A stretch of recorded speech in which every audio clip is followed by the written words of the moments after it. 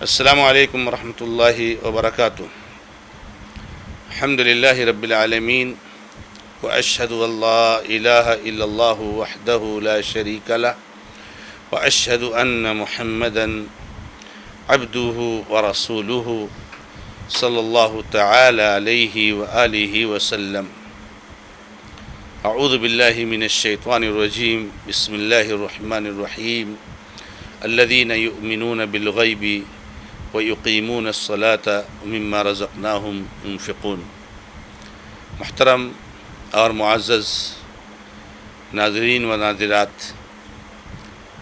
اللہ رب العزت کے فضل و کرم سے گزشتہ درس میں سلسلے تفسیر قرآن کے تحت ایمان بالغیب کی تفسیر کی گئی، اور جس میں بتایا گیا کہ ایمان بالغیب میں ایمان کے جو 6 ارکان جو ہم بچپن سے رٹتے آئے ہیں وہ 6 کے 6 ارکان داخل ہیں،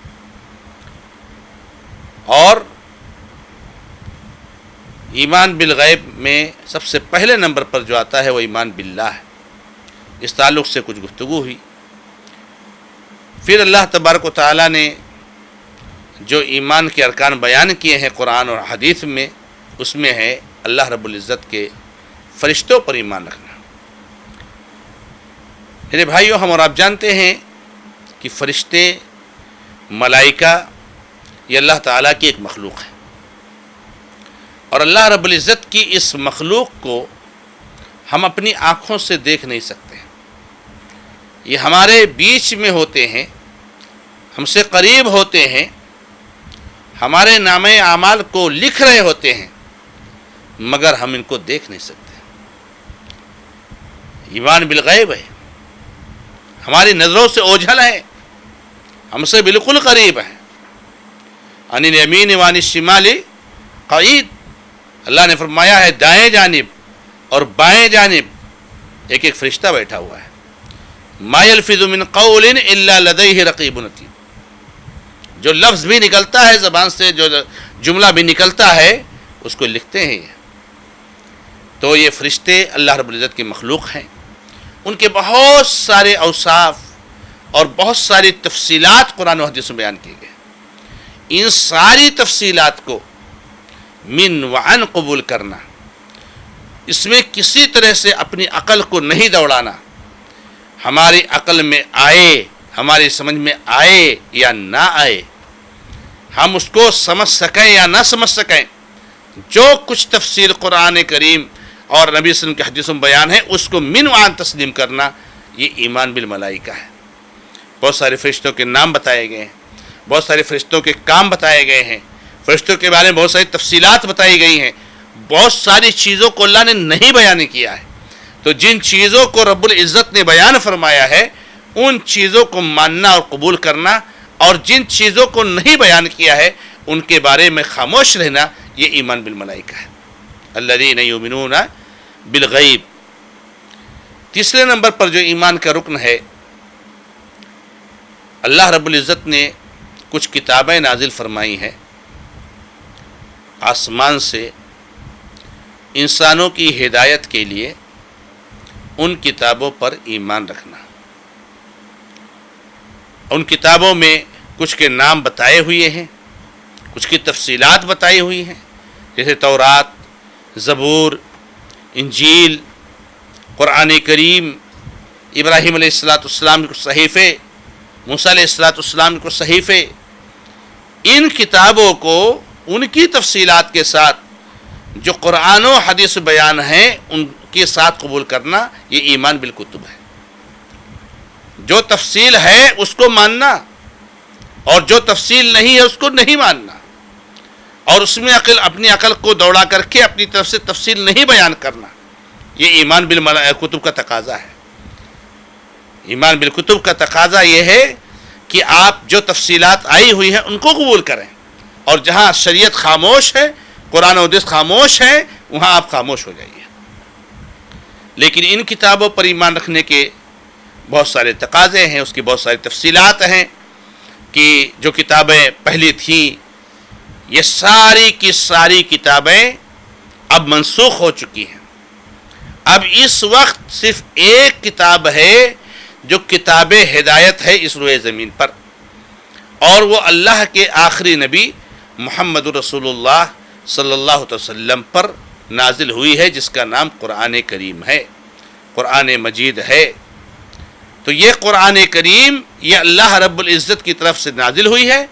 اب اس کتاب کے علاوہ نہ تورات، نہ انجیل، نہ زبور، نہ ابراہیم علیہ السلام کے صحیفے، کوئی کتاب اب عمل کے لائق نہیں ہے، سب منسوخ ہو گئی. اس لیے ان کو پڑھنا اور ان کے جو ہے کیا نام ہے ان پر عمل کرنے کی کوشش کرنا یہ ہمارے لیے مشروع نہیں ہے. ہاں اگر کوئی پڑھتا ہے اس نیت کے ساتھ کہ جو لوگ اس کتاب پر ایمان کا دعویٰ رکھتے ہیں ان کو سمجھایا جائے، ان کے سامنے جو ان کی دلیلوں کو جو ہے کیا نام ہے باطل قرار دیا جائے، تو وہ ایک الگ مسئلہ ہوتا ہے، وہ ایک الگ باب ہے. لیکن عمل کے لائق، ہدایت حاصل کرنے کے لائق صرف اور صرف یہی کتاب ہے. آپ کو معلوم ہے اللہ کے نبی علیہ السلام کے اس واقعے کو ہم جانتے ہیں کہ اللہ کے نبی محمد رسول اللہ صلی اللہ علیہ وسلم کے پاس ایک مرتبہ عمر فاروق رضی اللہ تعالیٰ عنہ تھے. ان کے ہاتھ میں تورات کا کوئی نسخہ تھا اور وہ کچھ اس میں پڑھ رہے تھے. اللہ کے نبی علیہ السلام نے عمر فاروق رضی اللہ تعالیٰ عنہ کو تورات کا نسخہ پڑھتے ہوئے دیکھا. آپ غضبناک ہو گئے، غصہ ہو گئے اور کہا کہ کیا میں تمہارے بیچ موجود ہوں اور تم تورات پڑھ رہے ہو؟ پھر نبی علیہ السلام نے کہا تم کو معلوم ہے اگر موسیٰ بھی آج زندہ ہوتے تو مجھ پر ایمان رکھتے اور میری کتاب کو پڑھتے. موسیٰ بھی اگر آپ زندہ ہوتے تو وہ میری کتاب کو پڑھتے، مجھ پر ایمان رکھتے، میرے پیچھے چڑھتے. اور اللہ کے نبی سے یہ بھی بیان فرمایا کہ آج اگر موسیٰ آ جائیں، موسیٰ علیہ السلام اللہ کے نبی ہیں، لیکن اللہ کے نبی علیہ السلام کی نبوت کے بعد اب ان کی نبوت منسوخ ہو گئی. ان کی نبوت ان کی قوم کے لیے. اب کوئی ان پر ایمان لائے اور کوئی کہ وہ نبی ہیں، ہم وہ بھی نبی ہیں تو ہم ان کو مانتے ہیں، تو نہیں چلے گا. تو اللہ کے نبی سے کہا آج اگر موسیٰ آ جائیں اور تم لوگ مجھ کو چھوڑ کر موسیٰ علیہ السلام کے پیچھے چلے جاؤ تو گمراہ ہو جاؤ گے. تو ایمان بالکتب کا مطلب یہ ہے کہ کتابیں جو ان کی تفصیلات ہیں ان کی تفصیلات کے ساتھ ان کو قبول کیا جائے اور اس کے تقاضے کے مطابق جو ہے کیا نام ہے ایمان رکھا جائے. اور آخری کتاب جو کتاب ہدایت ہے، جو اس روئے زمین پر واحد کتاب ہے جو جنت کی طرف لے جانے والی ہے، اس کتاب پر اس کی تفصیلات کے ساتھ ایمان رکھا جائے.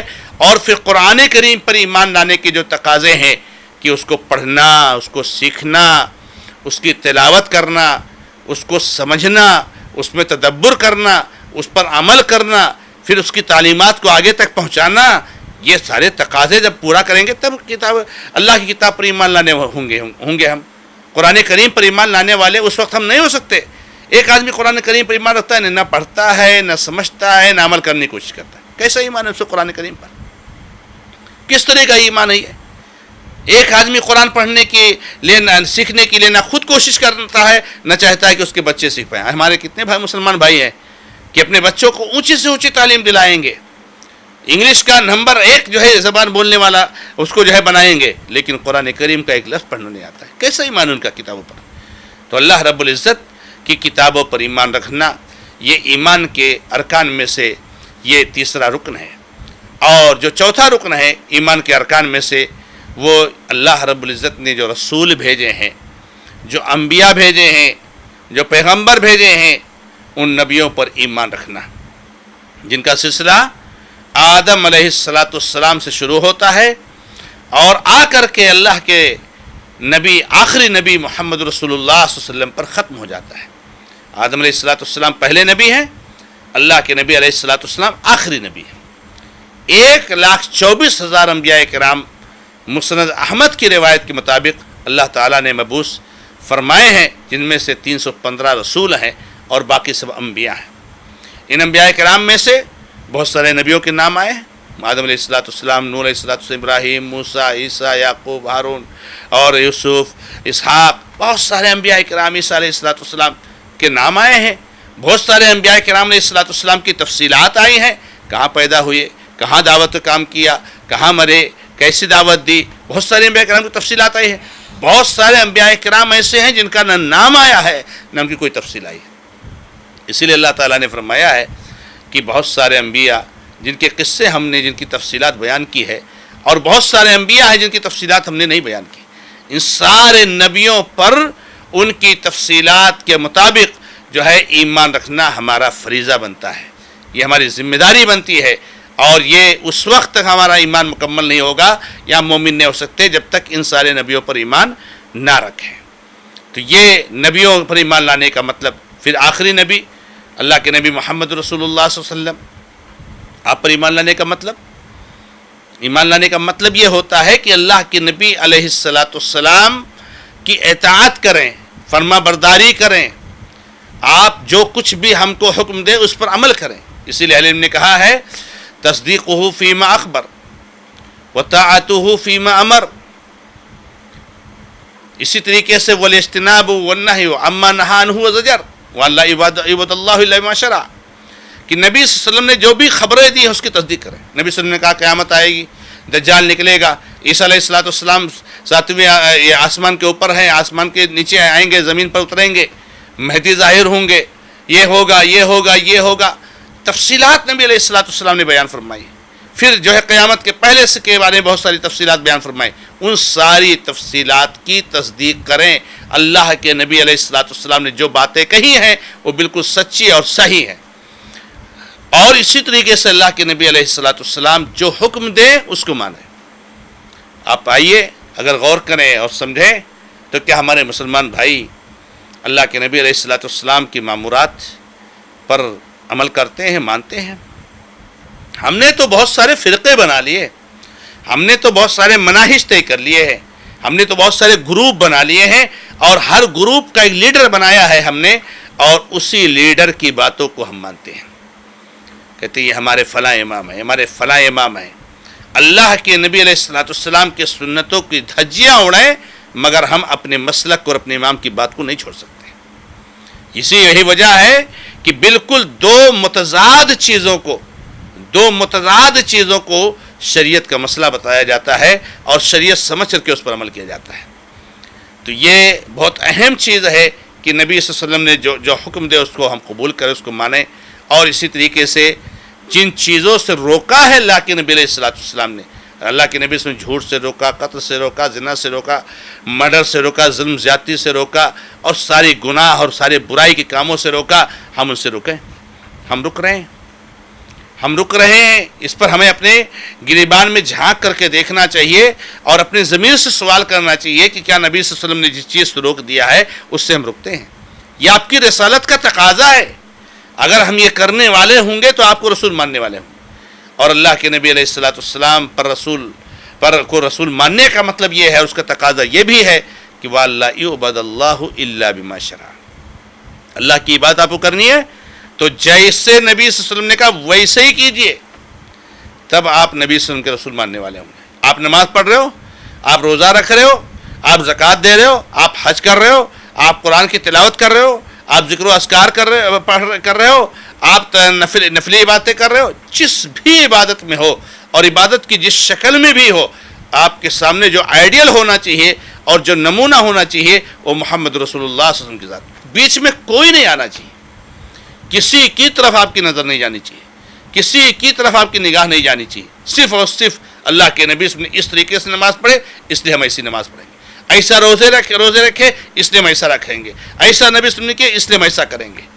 اسی کو اللہ کے نبی علیہ السلام نے کہا ہے کہ جب ہم ایسا کریں گے میرے بھائیوں تب ہم جنت کے مستحق ہوں گے.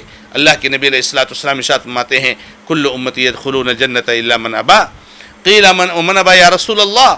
نبی صلی اللہ علیہ وسلم فرماتے بخاری کی روایت میں میری امت کا ہر فرد جنت میں جائے گا سوائے اس کے جو جنت میں جانے سے انکار کرے گا. کہا گیا نبی صلی اللہ علیہ وسلم جنت میں جانے سے انکار کون کرے گا؟ آپ صلی اللہ علیہ وسلم نے فرمایا جو میری باتوں کو مانے گا، میری فرما برداری کرے گا وہ جنت میں جائے گا، اور جو میری بات کو نہیں مانے، میری نافرمانی کرے گا گویا کہ اس نے جنت میں جانے سے انکار کیا. اس لیے ہمیں اس چیز کو سمجھنا چاہیے. رب العزت سے دعا ہے کہ رب العزت ہمیں اور آپ کو سب کو ایمان کے ارکان کو سمجھنے، اس کے تقاضے کے مطابق عمل کرنے کی توفیق عطا فرمائے۔